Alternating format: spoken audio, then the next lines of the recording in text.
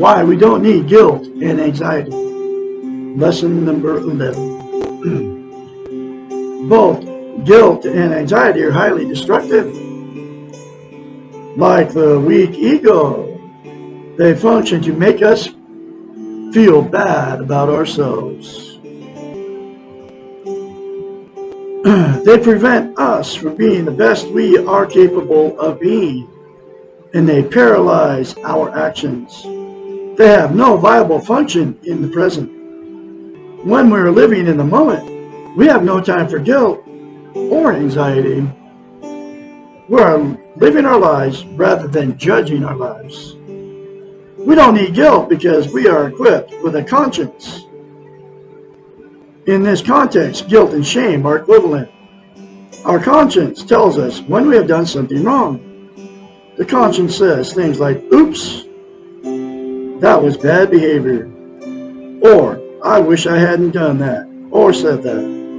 Our conscience can be thought of as a gentle teacher, instructing us in the moment how things are progressing and what we need to change. Once you trust yourself, you can trust your conscience.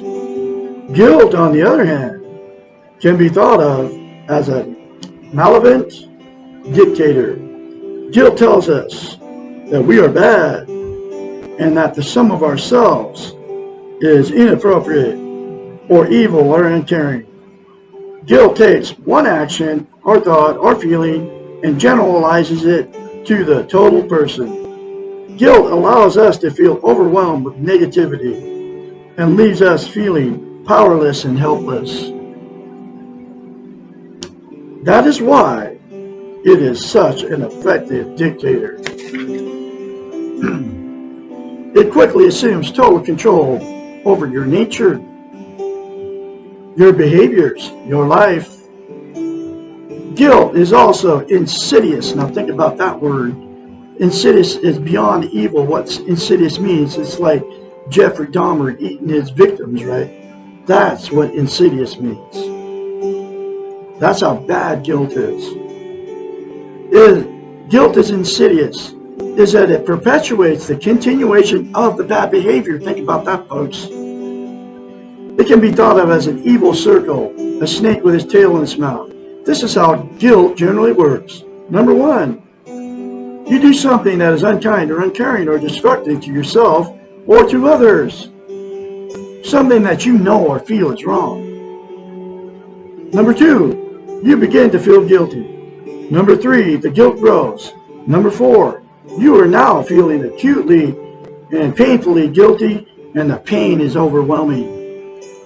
Number five, you begin to look for a release from all the pain. Number six, you start to externalize the reasons for your behavior. If he did this, then I wouldn't have done that, etc. Number seven, you increase the externalizations until you have rationalized and justified your behavior. Number eight, you believe your justifications. And number nine, you repeat the behavior that created the guilt in the first place. Wow. I bet nobody's ever told you that before. Okay. And it's all true, folks. I have dealt with it. Okay. I don't have guilt anymore because I don't live in the past and guilt. I don't live in the future and anxiety. I live in the present. Okay. I can't fix anything that happened that I did way back when. You have to let go of it. You have to drop it out of your memory banks, and then you won't do the same thing again, just like this just said. Okay, this is what you're going to learn from me when you call me and talk to me. Okay, because we're going to go through this together, and you're going to have to get very honest with yourself, and get very honest with me too.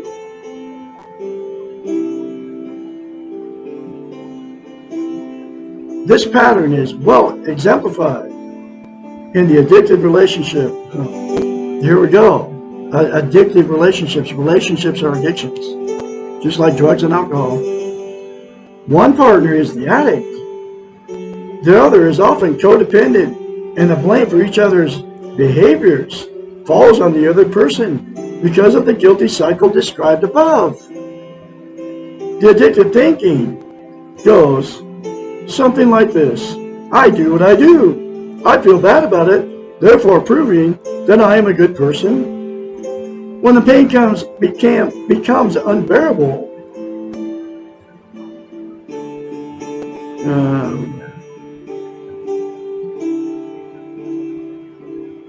unbearable, I transfer the guilt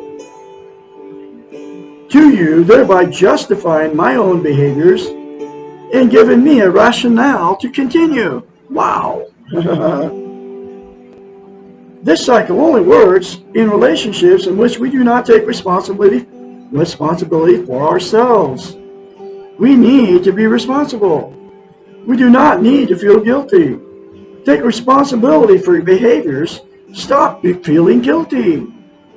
Next time you feel guilty, just stop. Tell yourself that you've done something you do not like. You will learn from this. Next time, you will not do the same thing again. Thank your conscience. Reward yourself for taking responsibility. Let go of the guilt. In the same way, anxiety is not needed. Anxiety can be conceptualized as dreaming something we do not want to occur. It is worrying about things that have not yet occurred. Once the thing has occurred, we begin to do something about it. How often do we feel a sense of relief when something we have been worried about actually happens? Question mark. We can deal with whatever happens in the present. We can never deal directly with anxiety. We don't need it. Anxiety may start out as a bad dream while we're awake, but it quickly progresses into a living nightmare. Like guilt, it takes us out of the present and puts us into a painful, discouraging, useless, time-wasting place. Let it go. Live the moment without either guilt or anxiety. We do not need either one when we are living a meaningful life. Woo! My front door and my back door has, when people enter my house, I tell them, let that S-H-I-T go. Because you have to let it go, folks. Both my front and back door, like I said. So I tell people that if they enter my house, which I don't have very many friends, but they'll look at me like, really? And I'm like, yeah, really. And I've had a friend of mine, well, thought he was a friend of mine. Anyway, he'd come and complain about all these people and how terrible they were to him and all this stuff, right? So I literally had to remove myself from him because he was trying to drag me into his world. And that's not me anymore.